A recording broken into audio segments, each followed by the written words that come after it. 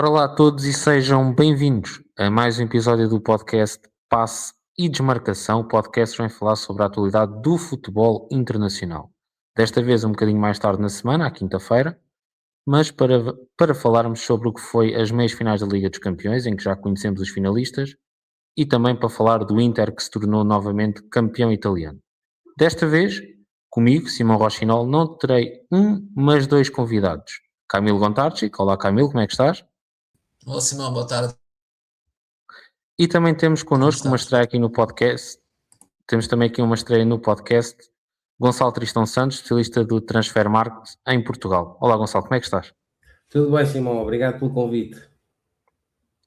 Vamos então começar pelo primeiro tema, sem mais demoras, que é o Arsenal contra o Atlético de Madrid, primeira eliminatória que ficou resolvida agora na passada terça-feira. O Arsenal saiu por cima, houve um empate primeiro no Civitas Metropolitano e depois no Emirates Stadium. O Arsenal venceu por 1-0, com um gol de Saka na primeira parte, daquela que foi talvez a eliminatória menos bem jogada. Mas começo por ti, Gonçalo. O que é que achaste desta eliminatória e achas que o Arsenal é um justo vencedor? Olha, Simão, para te ser sincero, não consegui ver o jogo da segunda mão, mas realmente o jogo da primeira mão, ainda por cima no dia a seguir, a termos visto aquele PSG-Bayern que ficou 5-4 para o PSG, acaba por saber a pouco, não é? Mas acho que também não esperávamos muito mais em termos de qualidade exibicional, pelo menos, porque o Arsenal do Arteta é uma das melhores equipas do mundo, e depois podemos discutir se gostamos mais ou menos do estilo, mas o Arsenal do Arteta é das melhores equipas do mundo, mas lá está, não é propriamente uma equipa que ofensivamente tenha aquelas dinâmicas que nós gostamos de ver e que vimos, por exemplo, lá está no PSG ou no Bayern, e por isso é que deu o que deu naquele jogo da primeira mão. Mas sim, acho que o Arsenal é do que vi. Entretanto, depois também já estive a ver algumas partes do jogo da segunda mão e do que vi, sim, acho que o Arsenal é a melhor equipa, acho que o demonstrou, tem melhores executantes. Eu acho que o Atlético de Madrid chegou agora às meias finais da Liga dos Campeões, mas a verdade é que o plantel tem perdido muita qualidade em relação a alguns anos. Eu acho que houve aí anos em que se calhar o Atlético de Madrid se equiparava mais ao Real e ao Barça. E se calhar também não é por acaso que o Atlético também não ganha títulos desde que ganhou a La Liga em 2021. E mesmo se formos a olhar para a classificação da La Liga este ano, o Atlético está muito longe do Real e do Barça. Já sabemos que para os adeptos do Atlético de Madrid, Simeone é indiscutível, nem se fala na possível saída, porque isso nem sequer é um tema. Mas sim, o Arsenal foi superior. Eu acho que o Arsenal... Eu admito, eu não sou o maior fã do estilo de jogo, mas o Arsenal acho que é um justo finalista da Liga dos Campeões.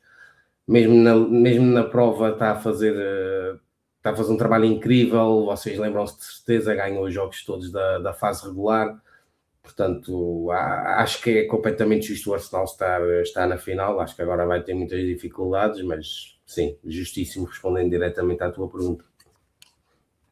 Camilo, o que é que tens a dizer desta eliminatória? Eu também concordo com o Gonçalo. O Arsenal foi justo vencedor esta meia-final da Liga dos Campeões, equipa muito competitiva. Se olharmos para o banco de suplentes do Arsenal, podemos comparar a qualidade que tem. Temos Zubimendi, Odegaard, Martinelli, Madueke, só alguns nomes que o Arsenal conseguiu introduzir na segunda parte. O Atlético, eu esperava que fosse esta vez do Griezmann a ganhar um título europeu com o Atlético de Madrid. Não era possível, infelizmente.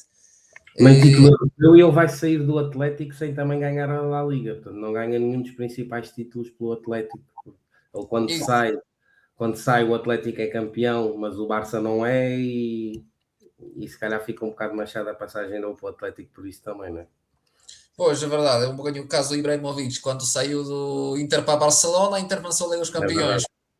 E aqui também temos este caso que o Griezmann deixa o Atlético sem nenhum título, digamos, significativo na Europa.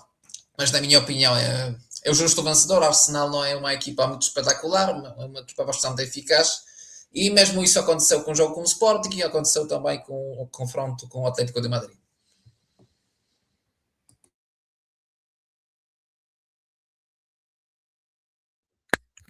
Em relação a esta eliminatória, tenho ideia que, a primeira eliminatória, eu acho que o Atlético de Madrid até poderia ter vencido o jogo em casa. Fiquei com essa ideia. Infelizmente para a equipa de Simeone isso não aconteceu. Acho que criaram mais oportunidades, acho que foram globalmente melhores no primeiro jogo. Agora no segundo eu creio que o Arsenal conseguiu nivelar a coisa e depois conseguiu ser mais eficaz e ter uma ocasião que lhes permitiu chegar à vitória. Ah, não vou diferir muito de vocês, acho que é um justo finalista, não só por aquilo que fez na fase regular, como também fez na fase eliminar. Não impressionou, mas tem sido muito esta imagem de marca do Arsenal esta época. Uma equipa sem grande brilhantismo, mas com bastante eficiência, quer do ponto de vista ofensivo, onde não deslumbra, mas sobretudo acho que faz a diferença do ponto de vista físico e da organização sem a bola e da forma como não deixa o adversário criar, e também há muito mérito disso para a equipa comandada por Arteta, que continua ainda com outro objetivo, a Premier League, completamente nas mãos. Do lado do Atlético de Madrid, eu acho que este Atlético de Madrid talvez, e eu fiquei com esta ideia esta temporada, talvez seja do Atlético de Madrid mais interessante de ver jogar, para o adepto comum. Uma equipa que Isso já não é tão... concordo. O Simeone não foi tão igual a ele nesta época. Se calhar parece que está a despegar-se um bocado aquele estilo típico dele. Concordo, Simão. Sim, eu acho que também. E tu olhas muito para o plantel do Atlético de Madrid e já não tens aqueles jogadores que são mais trabalhadores, mais abnegados sem a bola. Já vês muito jogador de tração à frente. E se nós olharmos para o que foi o mercado, por exemplo, agora de inverno, o Lookman é um jogador de pouco trabalho defensivo. É um jogador que consegue explorar 40, 50 metros com espaço, não é? Um jogador que faz a diferença se tiver muito espaço. Ahm, O e Lookman não é das tens tanta. contratações mais surpreendentes da era Simeone no Atlético, também concordo. Sim, Fugiu um bocado sim. ao perfil. E com um rendimento que tem sido bastante elevado. Sim, sim. Eu acho que podemos estar a ver um Atlético de Madrid a mudar, talvez algo lentamente, mas a mudar para algo diferente. Agora, se vai chegar para títulos é outra questão. Eu creio que o que fazia do Atlético de Madrid diferente, sobretudo dos adversários diretos em Espanha, é a capacidade que tinha sem a bola. E isso acho que está a perder um bocado. E isso, como tu falavas, Gonçalo, no campeonato já são quartos, já estão a mais de 20 pontos quer do Real Madrid, aliás, pouco mais de 10 pontos do Real Madrid, depois 20 e poucos do Barcelona, que lidera sozinha a Liga Espanhola. Mas deixando isto de lado e focando aqui na eliminatória, é justíssimo para o Arsenal. Vai enfrentar um Paris Saint-Germain que procura defender o título, e vamos já falar aqui desta eliminatória. E não deixa de ser engraçado que temos a melhor equipa da fase regular contra o atual campeão europeu. Não deixa de ser bastante curioso.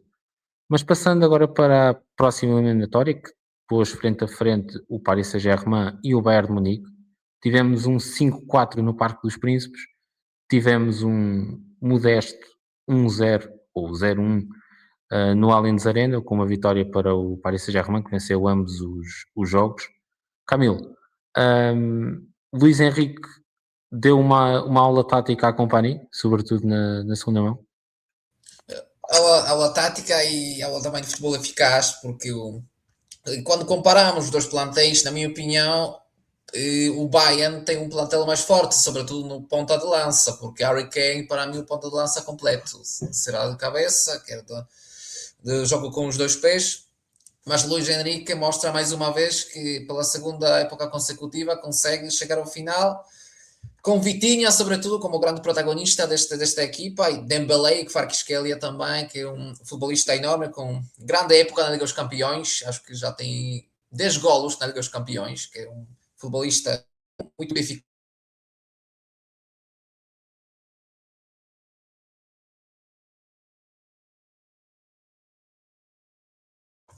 Ops, alguma coisa acho que cortou. Estava a falar aqui, fico com pena porque era grande adepto do Bayern, esperava que esta equipa do Company consiga chegar ao final. Fizeram uma boa época na Liga dos Campeões, recorde na Bundesliga, mas não conseguiram mesmo atingir este objetivo, com grandes extremos, que são Luís Dias e Olise. e ficar para a próxima época, porque o Bayern só resta jogar a final da Taça da Alemanha com Stuttgart, mas o Paris Saint-Germain ainda tem um grande objetivo de vencer as Ligas dos Campeões. Olha, eu penso que em relação a esta eliminatória, eu acho que há aqui duas coisas que se podem tirar, é que são as duas melhores equipas da atualidade, em termos de futebol praticado, e outra que o PSG consegue ser uma equipa mais sólida nos vários momentos do jogo em comparação com o Bayern. Enquanto que na primeira eliminatória nós vimos duas equipas constantemente ataque para aqui, ataque para lá, sempre perigo em cada uma das balizas. A segunda eliminatória foi bastante diferente. Eu acho que aí o Luís Henrique conseguiu ser superior à companhia do ponto de vista tático. Ora, vejamos. O Paris Saint-Germain marca um golo muito cedo. Agora, ontem, nós estamos a gravar na quinta, o jogo foi ontem, quarta-feira, marca muito cedo e depois meio que deixa o Bayern assumir o jogo com a bola. E isto o Bayern gosta disto, de ter o controle do jogo e de criar várias chances de gol, mas o PSG percebeu a melhor maneira de, não tendo bola, condicionar o Bayern, porque tirou espaço,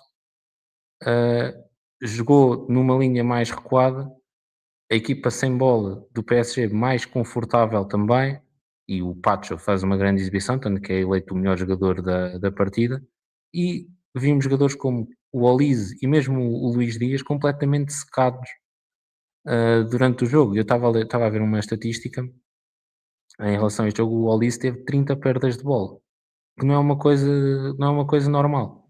E se calhar é por E isso também nisto, que o Bayern, mesmo com essa condicionante que falaste, do PSG ter recuado linhas, está a defender o resultado, não cria assim tantas oportunidades quanto isso. sim, houve muita bola, mas houve pouca capacidade de ferir o adversário. E depois eu acho que o Company a mexer no jogo, eu aqui não falo mexer necessariamente com substituições. Acho que não precisas de fazer substituições para fazer ajustes na equipa. Agora, o Company quando mudou, quando faz as primeiras alterações, coloca o Davies no lugar do Stanisic, no corredor esquerdo, depois mais tarde até coloca o Jackson no lugar do Musiala. Eu acho que a equipa não melhorou propriamente, se calhar melhorou ali um bocadinho mais no corredor esquerdo, em termos de maior capacidade criativa e de chegar para cruzar ou para aparecer em zonas de finalização, que eu nisso acho o Davies superior ao Stanisic. Agora, a equipa não melhorou assim muito. E os principais criativos estiveram algo fora. Talvez o Kane talvez tenha sido daqueles que tenha estado um bocadinho mais em jogo na linha da frente do Bayern. Falando no PSG, é mais um jogão de Kvaratskhelia, passa aqui o palavrão, e depois no meio campo quer o Vitinha, quer o João Neves. Não é preciso falar muito mais deles. São dois jogadores que jogam muito bem juntos, entendem-se às mil maravilhas, e é um meio campo muito bem oleado. Acho que o fator diferencial foi mesmo a forma como o Luís Henrique percebeu o que tinha que fazer neste segundo jogo, e Company continuo a achar que é um dos principais treinadores da atualidade, muita qualidade na forma como mete a sua equipa a jogar, mas em termos de ajustes e de tentar reagir, ou neste caso, agir para fazer coisas diferentes e surpreender o adversário, acho que ainda peca um pouco e Luís Henrique foi muito inteligente na abordagem à partida. Gonçalo, em relação a esta eliminatória, o que é que tens a dizer? O Bayern é a melhor equipa da atualidade e quanto a Company, o que é que falta evoluir neste Bayern e no jovem treinador belga? Acho que vocês basicamente já disseram tudo em relação à eliminatória, acho que leram bem aquilo que foi a eliminatória. Se o Bayern é a melhor equipa da atualidade, não sei, porque não o demonstrou, não conseguiu ganhar PSG, nenhum digo. jogo ao PSG e, portanto, vamos lá ver. O Company no final do jogo, não sei se vocês viram, até falou que ele não vai pôr este peso todo de ter sido eliminado da Liga dos Campeões, porque, quer dizer, ele explica isto muito bem. O Bayern tem 6 Champions em que 70 anos que temos Liga dos Campeões. Ou seja, ganham uma Champions a cada 10 anos, se calhar até um bocadinho mais. Mas a verdade é que se nós vimos o contexto do Bayern, que é jogar numa Bundesliga, onde é quase sempre campeão, O Bayern garantiu o título este ano em abril e isto não é propriamente surpreendente, não é propriamente novidade, acontece muitas vezes. Depois, quando o Bayern é eliminado da Liga dos Campeões, parece que a época sabe sempre a pouco, porque valoriza-se pouco ganhar a Bundesliga. O Bayern ganha a Bundesliga é quase como um pro forma, é quase como, ok, ganharam a Bundesliga porque fizeram a vossa obrigação. Não. Vocês sabem bem que aqui em Portugal é uma loucura total sempre que uma equipa ganha um campeonato, mesmo que seja a equipa que esteja a ganhar há mais tempo. No Bayern é diferente, a Bundesliga funciona de forma diferente, a cultura do Bayern também é muito diferente. E por isso a época vai sempre saber a pouco para o Bayern, porque não conseguiu pelo menos chegar à final da Liga dos Campeões. Mas a verdade é que o Bayern fez uma boa Champions, e o Bayern bateu-se bem com o PSG, mas depois cometeu ali alguns erros que são um bocado difíceis de explicar, ou pelo menos explicar na totalidade. Se calhar uma das explicações é que o Bayern precisa de ter jogadores na defesa ao mesmo nível daqueles que tem no ataque, e eu acho que isso não acontece atualmente.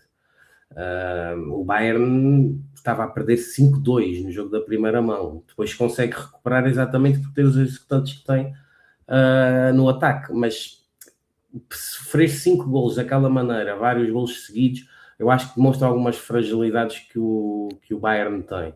E o Kompany tem que trabalhar nisso. Excelente treinador, concordo contigo, Simão. Acho que é um dos melhores treinadores do mundo na atualidade e se calhar ninguém esperava isso quando ele há 2 épocas desceu de divisão com o Burnley. Acho que foi há 2 épocas. Mas obviamente também é um treinador ainda com uma carreira curta, tem muito para evoluir, e o próprio Bayern também tem de comatar ali algumas lacunas no plantel se quer chegar longe. E já agora dá também aqui um dado que eu acho interessante: o PSG terminou a fase regular fora dos 8 primeiros, ou seja, o PSG nem foi, ou melhor, teve de ir ao playoff, nem conseguiu ir Pelo diretamente segundo ano seguido. ao final, e mesmo assim está na final. Pronto, queria só lançar este dado, acho curioso, porque às vezes analisamos as equipas e as possibilidades que elas têm na Champions, às vezes de forma muito precoce no início da época, mas viu-se, claro que podemos criticar na altura a prestação do PSG na fase regular da Liga dos Campeões, porque a verdade é que foi um bocado decepcionante, porque todos esperavam que o PSG, campeão europeu em título, ficasse entre os 8 primeiros, pelo menos. Mas daqui a uns meses, ou mesmo agora, o PSG ganha a Champions, alguém vai se lembrar da fase regular. O que interessa é que o PSG está na final, e eu até acho que é favorito. Já tinha acontecido isto no ano anterior, até. Não é um por caso, acaso não é um não caso lembro. novo. Também não ficaram nos 8 primeiros na época Não, tiveram passada? que ir ao playoff. Também, Olha, também. nem me lembrava disso. Portanto, olha, vale o que vale. Mas claro que as equipas quando estão na fase de liga querem, obviamente, ficar entre os 8 primeiros, que é para evitar, pelo menos na questão do calendário, evitar aqueles 2 jogos, mesmo que o adversário seja mais fraco. Mas voltando ao Bayern, eu acho que o Bayern tem aqui uma base muito boa, o treinador também está a dar boas indicações. Mas o Bayern, já sabemos, tem este grande objetivo de ganhar mais uma Champions, e vamos ver o que é que acontece para o ano. Tu tocaste num ponto que eu acho que é bastante importante, que era aquele momento em que o Bayern sofre o 5-2, mas que em poucos minutos consegue chegar novamente ao 5-4. Eu acho que o Bayern sofrer muitos golos não é algo só da Champions. Mesmo na Bundesliga nós vemos o Bayern a ter desvantagens e depois tentar recuperar. Parece que fica mais motivado quando dá aquele avanço aos adversários. Sim, Agora, o uma Bayern coisa tem mais um gol sofrido por jogo na Bundesliga, que não é nada normal no primeiro Sim. classificado. Às vezes nem normal nos primeiros 4 ou 5 ou 6, quanto mais no primeiro, não é? Só que lá está, a coisa que o Bayern é, por cada gol sofrido por jogo Marca tem 3. 3.6 por jogo, que É verdade. é uma coisa também ela fora do comum. Mas lá está, o que eu queria tocar mesmo é esta capacidade que o Bayern, mesmo quando está a perder, mentalmente de tentar ir para cima e responder quando as coisas estão a correr mal. Agora, uma coisa é jogar com todo o respeito por um Heidenheim, contra um Friburgo, outra coisa é jogares contra o Paris Saint-Germain, que o nível é completamente diferente e as oportunidades e o espaço para jogar é completamente diferente. Porque tu falavas na questão do Bayern ser campeão todos os anos na Bundesliga. Eu acho que no futebol alemão é uma coisa um bocado à parte, no sentido das equipas terem mais liberdade para jogar do ponto de vista ofensivo, não haver talvez muita rigidez do ponto de vista tático, em termos de linhas mais baixas, muito pouco espaço entre elas para o adversário poder trabalhar. Acho que é diferente, sobretudo. E o Bayern, quando tem um contexto diferente pelo caminho, sente mais dificuldades. Mas lá está, campanha excelente, concordo em absoluto. Também temos que olhar aqui para outra coisa, que é na Champions só pode ganhar um. Por muito boas equipas que haja, só uma é que vai ganhar.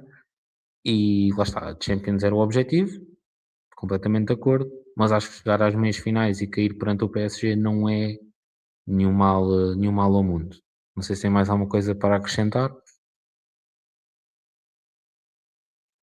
Então seguimos para o próximo tema, que já vem do fim de semana que passou, já tem alguns dias, mas acho que é importante também falarmos aqui, nem que seja para pontuar aquilo que aconteceu. Neste caso, o Inter de Milão aproveitou o empate do Nápoles frente ao Como, a derrota do AC Milan frente ao Sassuolo e venceu no fim de semana e tornou-se novamente campeão italiano 2025-26. O que é que eu queria destacar daqui, não falando tanto do jogo do fim de semana, que parece-me ser algo completamente lateral àquilo que se deve ser aqui falado, que é o que tem sido o Inter de Milão e o projeto do conjunto Nerazzurri ao longo dos últimos anos. Desde o fim do reinado da Juventus, em 2020-21, por intermédio do Milan, daí para a frente o Inter venceu 3 campeonatos, 21-22, 23-24 e 25-26, este mais recente. E o Inter, nos últimos anos, o máximo que ficou abaixo foi o terceiro lugar. E queria destacar aqui uma figura que depois também criou caminho para quem veio a seguir, que foi António Conte. Criou uma base muito importante para os treinadores que vieram a seguir, quer o Simone Inzaghi, quer agora o Christian Kivu. Também é um treinador que está a começar nestas altas ligas e conseguiu tirar muito partido da base que foi estabelecida. É uma equipa que tem jogadores bastante experientes, costuma contratar sempre jogadores bastante experientes e que conseguem ter um impacto imediato, o Çalhanoğlu, o Acerbi, entre outros jogadores. É uma equipa já muito experiente, muito trabalhada naquele 3-5-2, com jogadores que fazem muito a diferença. No ataque, o Lautaro Martínez, nos corredores, o Dumfries e o Di Marco, que fazem uma temporada excelente, é talvez dos melhores laterais esquerdos da atualidade. Eu diria que se não fosse Nuno Mendes, Di Marco poderia ser talvez o melhor lateral da atualidade. Estive a consultar os números. Só na Série A ele tem 16 assistências, que é uma coisa fabulosa. Por exemplo, o Lautaro Martínez é o melhor marcador do campeonato e tem 16 golos. O que diz aqui muito acerca deste Inter. Depois temos outros jogadores, o Nicola Varela, o Bastoni. É uma equipa que já joga junto há muito tempo e quem entra consegue também ter impacto e relacionar-se muito bem dentro de campo com quem já está presente. É um título em que o Inter foi claramente a equipa superior ao longo da temporada. Teve aqui uma fase, há umas semanas, assim um bocadinho mais tremida, quando diz ali também com a eliminação da Liga dos Campeões, mas, regra geral, foi a melhor equipa. E não sei o que é que vocês têm a dizer acerca do Inter de Milão e daquilo que fizeram esta temporada, num ano em que quer o Nápoles, quer o Milan foram os principais candidatos, mas a certo ponto deixaram de estar sequer perto da equipa Nerazzurri. Gonçalo, o que é que tens a dizer do Inter? Olha, se calhar vou um bocado contra aquilo que se podia esperar, porque, ok, o Inter foi campeão, o Inter realmente, como tu dizias, nos últimos anos tem sido a melhor equipa em Itália desde que acabou essa tal hegemonia das Juventus, que entretanto também já está há alguns anos sem ganhar, mas não me fascina muito o projeto do Inter, vou-te ser sincero. Aliás, todo o futebol italiano neste momento está nivelado completamente por baixo. O Inter, para percebermos bem este contexto, o Inter foi eliminado pelo Bodo Glimt da Liga dos Campeões e vai ser campeão italiano. eu acho que isto mostra muito como o futebol italiano caiu. Vocês, como sabem, eu sou mais velho do que vocês, eu ainda apanhei restícios da Série A ser o melhor campeonato do mundo. Portanto, foi uma queda brutal desde aí, foi uma queda brutal. Desculpe interromper. Não, à vontade. Fora esta Champions, aliás, em 2 das últimas 4 Champions, o Inter foi finalista. É verdade, é verdade. O Inter tem chegado sempre longe na Liga dos Campeões, mas depois, quando chega à final, não vos dava a sensação que o Inter ia sempre perder. E vimos, o ano passado até perdeu por 5-0 com o PSG, tinha perdido com o City aí num jogo completamente diferente, com o gol do Rodri. Mas a verdade é que foi sempre à final da Liga dos Campeões como underdog. Agora, eu não vou tirar mérito a isso, claro. Mas o Inter, mesmo desde o ano passado e então desde a final com o City, também caiu imenso. Sinceramente, ainda não estou convencido em relação ao Kivu. Uma coisa era quando tinha Conte, por exemplo, quando tinha Inzaghi, aí sim o Inter jogava muito à bola, às vezes mais espetacular, outras vezes menos espetacular. Portanto, também não me interpretem mal, o Inter é a melhor equipa italiana ao dia de hoje, claro que sim. Simplesmente, e se calhar também é um bocado a nostalgia a falar, eu ainda me lembro de ver jogos do Inter contra o Milan e os dois 11 são 11 lendas do futebol de cada lado. E para mim custa muito ver um Inter a cair com o Bodo Glimt numa Liga dos Campeões, e mesmo com estes percursos em que chegam à final, no geral, os grandes italianos têm feito percursos nas competições europeias muito, muito, muito fracos. Eu acho que a Liga Italiana está nivelada por baixo, os grandes clubes não estão ao mesmo nível, há outros clubes que cresceram, é verdade, mas eu olho para o plantel do Inter e não é um plantel de um colosso europeu, não é? Há muitos poucos jogadores que entram nesta categoria, a verdade é essa. Quem é que são jogadores que tu digas que são creme de la creme no plantel do Inter? Se calhar dizes-me um, se calhar dizes-me 2, no máximo 3, a partir daí também começo a não aceitar muito mais. Mas sim, é verdade, o Inter tem esses 2 grandes destaques, que são as finais da Liga dos Campeões nos últimos anos. Depois não as conseguiu vencer, mas para a história fica quem ganha, mas eu acho que também temos sempre que valorizar também quem chega à final, porque aí a diferença entre ganhar e não ganhar é um jogo, e não podemos crucificar uma equipa por um jogo, se bem que a final do ano passado com o PSG foi muito má para os lados do Inter, mas sim, não me entusiasma muito este projeto do Inter de forma geral, teve alguns bons resultados, chega para consumo interno na maior parte das vezes, mas o futebol italiano, já para nem falar da seleção, está com um problema muito, muito profundo e está muito longe de ser o que era. Antes de passar ao Camilo, queria aqui introduzir uma questão aqui neste tema, que é as equipas estão mais próximas do Inter, é o Nápoles que foi campeão na temporada passada, e o Milan. Vocês acham, e antes de passar ao Camilo, pergunto a ti, Gonçalo, que é, quer o Milan, quer o Nápoles, que até trouxe algumas novidades para esta temporada, para além de ter mantido o António Conte, e trazer jogadores como Kevin De Bruyne, e ter também McTominay, trouxe também o Højlund, apesar de também teve também bastantes lesões pelo caminho. Achas que são equipas que ainda não estão preparadas para competir ao mais alto nível durante épocas consecutivas, ou achas que é mesmo aquilo que o Inter está a fazer de diferente dos principais adversários, é ter uma base bastante oleada?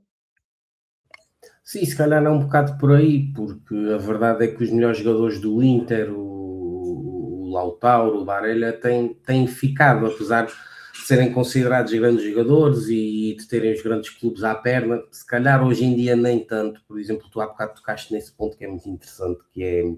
Eu até acho que o Di Marco já tem 17 assistências na Série A, pelo que vi agora. Eu não sei se isto não é inédito numa grande liga, teres o jogador com mais assistências a ter mais assistências do que o melhor marcador tem golos. Portanto, mesmo um próprio Lautaro, eu quando comecei a trabalhar como jornalista fazia notícias de rumores do Barcelona, do Real, etc., e avançarem com 100 milhões pelo Lautaro, e o Inter não vendia. Hoje em dia isso é completamente impensável, não é? Mas a verdade é que o Inter mantém uma base e não é por causa disso que agora um jogador como o Lautaro ou o Barella agora são maus, não é nada disso, eles continuam a ser excelentes jogadores, se calhar já não têm o mesmo nível de antes, ou se calhar eu tenho a certeza que não, mas sim, se calhar eu acho que essa questão de manter a base se calhar é muito por aí, porque a verdade é que a maior parte dos melhores jogadores do Inter tem ficado. Depois para mim o problema são as contratações, mas isso depois também isto estava para fazermos um episódio ou 2 ou 3 a falar sobre isto, dos problemas de fundo do futebol italiano, porque os gigantes italianos já não têm aquela capacidade de convencer os grandes jogadores. Tu hoje em dia, quando vês as maiores promessas do futebol mundial ou quando algum bom jogador daqueles já de créditos firmados vai mudar de clube, tu raramente os vês associados aos clubes italianos, já começas a ver só os ingleses, aos espanhóis, depois ali ao Bayern, e portanto eu acho que isto lá está, critiquei o Inter há pouco, mas o problema é mais de fundo, é do próprio futebol italiano e todos os grandes italianos. As críticas que eu fiz ao Inter faria a qualquer um dos grandes italianos e se calhar ainda mais, porque nos últimos anos o Inter, e mais uma vez por essa questão que tocaste das finais da Liga dos Campeões, tem tido, e já para não falar na performance do campeonato, tem tido muito melhores resultados que o Milan, muito melhores resultados que a Juventus, por exemplo. Sim, eu acho que também, é que falavas na questão dos jogadores, acho que também haver outros mercados, a Premier League, mesmo a Liga Espanhola, temos também uma equipa como o PSG que é capaz de superiorizar-se do ponto de vista financeiro, cria aqui alguns problemas também à Liga Italiana. Mas vou passar agora ao Camilo. Camilo, faço-te a mesma pergunta, comentário em relação ao Inter e em relação aos adversários da equipa Nerazzurri esta temporada e sobre a competitividade pelo título em Itália. Mas quando falamos do Inter e do Cristian Chivu, sobretudo, já me sinto um bocadinho velho, porque lembro-me o Chivu quando jogava com Lúcio, Walter Samuel e Córdoba no Inter e hoje já está no É banco. verdade. Por isso o tempo voa muito, muito depressa, infelizmente. Eu também Aliás, o não. Kivo, desculpa Camilo, o Kivo a usar capacete para Também, jogar. também com o capacete, claro. E eu também não estou muito convencido do Cristian Chivu, porque na verdade o Inter é o primeiro trabalho sério na sua carreira. Ele só tem na equipa sénior 13 jogos pelo Parma. Começou no Inter também com pequenas dificuldades, foi eliminado pelo Bodo Glimt, que também não é um bom registro no seu currículo. Mas eu queria aqui destacar rapidamente o trabalho e um bocadinho do scouting do Inter, que acho que está no bom caminho. Vejo aqui algumas peças interessantes, também sobretudo a olhar pelos outros campeonatos. Mas obviamente não se compara com o Inter de Mourinho, que tinha no meio campo o Wesley Sneijder e linha defensiva, como já tinha mencionado, Lúcio, Walter Samuel e Javier Zanetti. Mas mesmo assim, o Inter consegue aqui ver alguns talentos nas outras ligas, como o Bisek, por exemplo, o jovem alemão que foi contratado da Dinamarca, nem da equipa top, da equipa Aros, e hoje é titular do Inter, quase titular, jovem, que eu gosto bastante e que Jordi coisa é. Também, o que eu queria destacar é Susic, também contratado do Dinamo Zagreb, que o Inter já costumava ir para aquele mercado, contratar o Kovacic, por exemplo, mas também mostra que o Inter está muito focado também nos campeonatos com menos dinheiro, teoricamente mais acessíveis para os italianos, mas não, nem se compara a este Inter com o Inter há alguns anos atrás. Por isso, acho que a Liga Italiana perdeu muito. Hoje também nem os clubes grandes italianos conseguem criar alguma... contratar mesmo, digamos, os melhores futebolistas italianos, porque lembro-me dos tempos quando o Juventus tinha 4 futebolistas, 4 defesas da seleção da Itália, Chiellini, Barzagli e mais 2 neste momento já não me acordo. Agora podemos ver Bonucci, exatamente, Bonucci e acho que era mais um.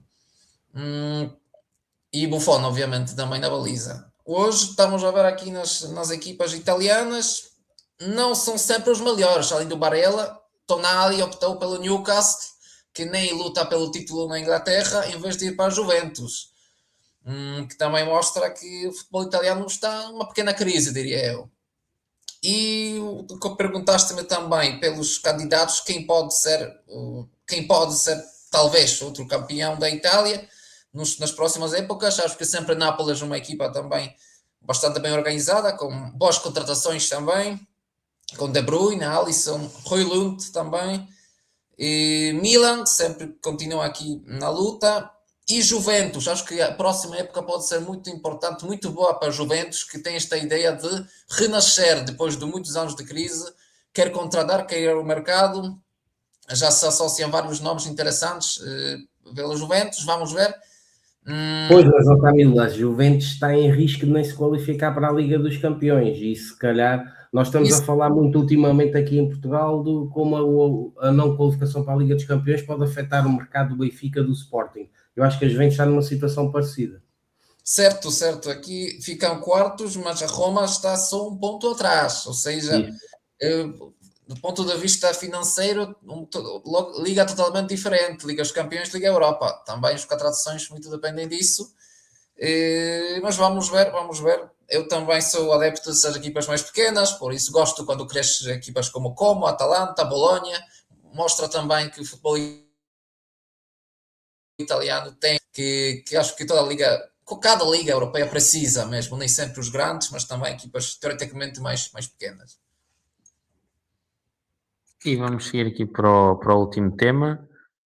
Vamos falar aqui brevemente sobre a subida de um histórico na Bundesliga. O Schalke 04 vai estar de regresso à Bundesliga na próxima temporada, uma equipa onde alinha o veterano Edin Dzeko, que já foi falado aqui num episódio anterior pelo Camilo na rúbrica Veteranos de Elite. Passar aqui, Camilo, fala-nos aqui um bocadinho sobre este Schalke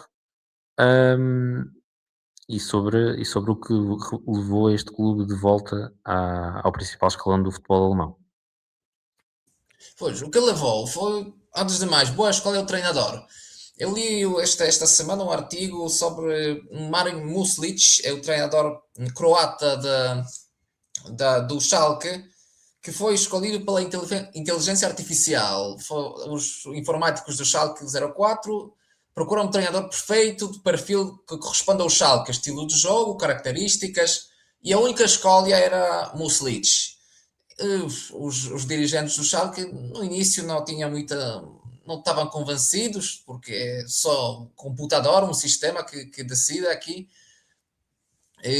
Mas depois pensaram, ok, Muslic tem um bom currículo, por acaso. Ele trabalhou na Inglaterra, na Áustria, conhece bem o futebol europeu, tem bastante experiência, foi contratado e foi uma grande escolha, porque o Schalke venceu a Bundesliga 2, conseguiu também mostrar o futebol bastante ofensivo, e apesar da lesão na segunda parte da época do Dzeko, que entrou e mesmo logo marcou vários golos importantes, conseguiram encontrar sempre várias soluções, com nomes também, diria, bastante conhecidos no ponto de vista também do adepto, porque Loris Karius, que jogou na final da Liga dos Campeões, é titular do Schalke.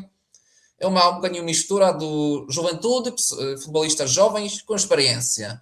Temos Dzeko, temos Karius, como futebolistas mais experientes, e futebolistas mais novos, que por exemplo é Ndiaye, o lateral esquerdo do Senegal, muito interessante também, e muitos futebolistas jovens, quer turcos, quer alemães, mostram que o Schalke finalmente volta 3 anos depois para a Bundesliga, a equipa que acho que merece, e também porque temos grandes derby do Rhein, derby com o Borussia Dortmund, que são grandes jogos sempre do ponto de vista dos adeptos, e é muito merecido. Acho que a Liga Alemã tem vários clubes históricos que merecem estar na Primeira Liga.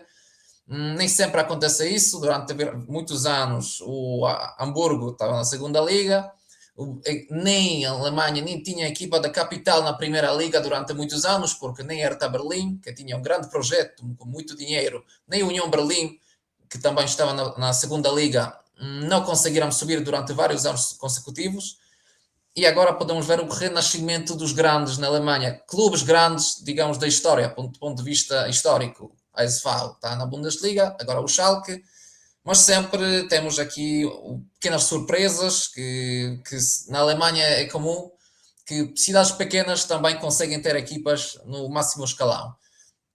Por isso, neste caso, estou a falar do Elversberg, segundo classificado da Bundesliga 2. Concluindo, acho que fico muito feliz pelo Schalke, uma equipa com muitos adeptos, muito talento, e agora começa o desafio, como é que organizar a época para ficar na Bundesliga, que sobretudo, diria, no parte do fundo é muito complicado, porque há várias equipas com um nível muito equilibrado, e 2 equipas descem, a terceira joga o playoff, que sempre é um jogo muito difícil, por isso agora o Schalke fica descansado, consegue planear a época, e ficou muito ansioso pelos derbys com o Dortmund, e também jogos com o Bayern Schalke, porque há alguns anos atrás Schalke jogou na meia-final da Liga dos Campeões com Raul Gonçalves, ou Neuer, hoje está na segunda liga, por isso acho que mais valia para o futebol alemão.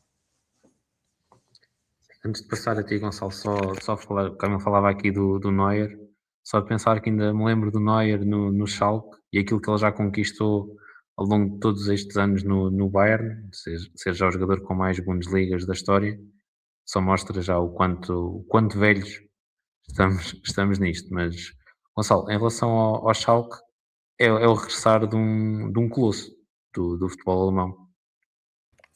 Sem dúvida, eu não acompanhei nada da Bundesliga 2 esta época, porque é uma liga que nunca acompanho, portanto não vou falar com a propriedade do Camilo sobre isto. O que eu vos posso dizer é, quando eu comecei a ver Bundesliga, não vou dizer que era o maior derby, mas pelo menos era um dos maiores. Portanto, o Revier Derby, ali o derby do Val do Fur, do Fur, é assim, Camilo? Do Rhein Derby, sim. Do Ruhr. Que é entre o Schalke e o Borussia, tu estavas a falar nisso, porque é um jogo incrível do futebol alemão, provavelmente um dos jogos em que tens melhor ambiente é nos Dortmund Schalke, e o Schalke, lá está, é uma equipa que sempre teve grandes jogadores, com boas campanhas europeias, por isso eu acho que foi um choque tremendo, se calhar ao nível do Hamburgo, que já foi campeão europeu, quando eles desceram, e eu acho que é muito importante para o futebol alemão ter o Schalke de volta. Agora, claro que não podemos esperar o Schalke já na próxima época a atingir o nível do Schalke que conhecemos, até pode acontecer, às vezes acontece, ainda agora vimos na Suíça, um clube que subiu de divisão e tornou-se campeão no primeiro ano. Claro que isto não vai acontecer com o Schalke, não é? Até porque há o Bayern na Alemanha, mas vamos ver em que nível é que eles estão no próximo ano. Como o Camilo estava a dizer, eu acho que é muito importante fazer um projeto que garanta, dentro do possível, claro, isto depois dentro de campo é o que é, mas que garanta a permanência. E depois só queria mesmo terminar com um destaque. Para mim é um dos jogadores mais subvalorizados de sempre, que é o Dzeko. O Dzeko, para todo o lado onde vai, independentemente da idade, independentemente de tudo, é um jogador que garante sempre golos, e se calhar aquilo que vou dizer não é muito simpático, mas eu acho que o Dzeko desperdiçou muitos anos da carreira dele na Roma. Eu acho que ele aí, naquela idade em na idade que ele tinha na altura, tinha de estar num clube de outra dimensão, e atenção, a Roma é um grande clube, mas mais pela dimensão que tem ao nível dos adeptos, ao nível da importância no futebol italiano, porque em termos de títulos é um clube que também tem títulos muito importantes, inclusive vimos agora há pouco tempo até ganhar um título europeu com o Mourinho, e depois no ano a seguir chegaram a uma final outra vez que perdeu, mas o Dzeko é um jogador incrível, e o Dzeko já está nisto há tanto tempo. O Dzeko, vocês se calhar na altura não viram isto, mas o Dzeko ganha a Bundesliga com o Wolfsburg a fazer dupla com o Grafite. O Grafite é, claro.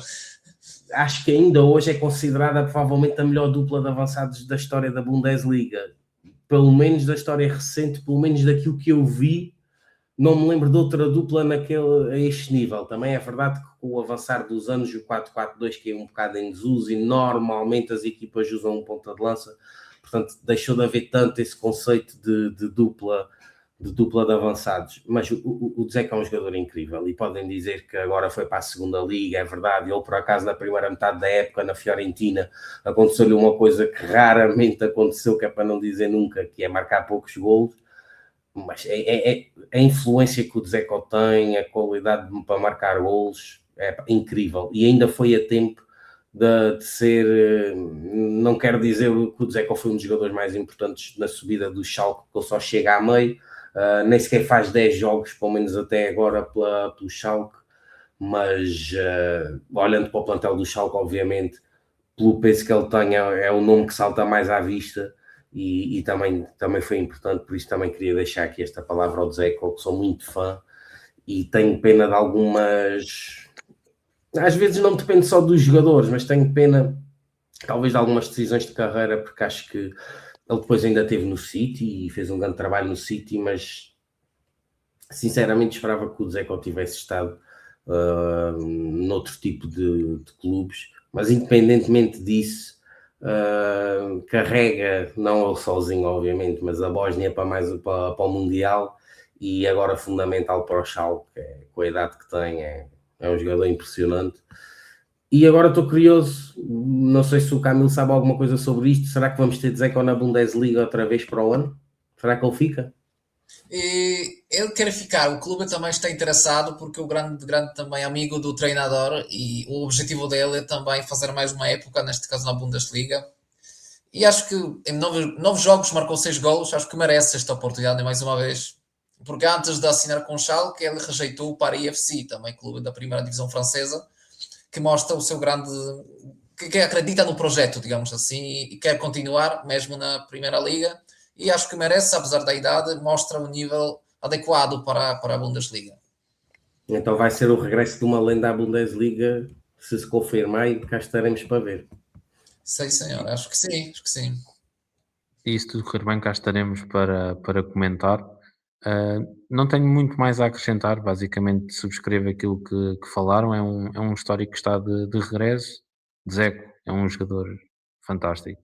Lá está, ele está com 40 anos, se não me engano, e podia jogar numa equipa se calhar de maior nível, talvez não a jogar tantos minutos, mas a ter impacto e no fim do dia, um avançado que marca golos, e golos de forma constante é difícil deixar de fora e é difícil a qualquer treinador não apostar nele. Bem, mas como daqui a bocado temos o jogo, vai jogar o Braga ainda para a Liga Europa frente ao Friburgo, vamos ver se temos uma equipa portuguesa na final de uma das competições europeias. Por hoje está terminado neste passo e desmarcação gravado ao final da semana, ao contrário do normal. Voltaremos na próxima semana no horário normal. Quero agradecer ao Camilo por mais um episódio aqui presente. Obrigado, Simão, obrigado. Foi um prazer. E quero-te agradecer, Gonçalo, pela estreia aqui no podcast. Espero que tenhas gostado e conto contigo para mais ocasiões aqui neste espaço. Obrigado, Simão, foi um prazer. Sempre que quiseres, cá estarei. E voltaremos então na próxima semana. Até lá, muito futebol.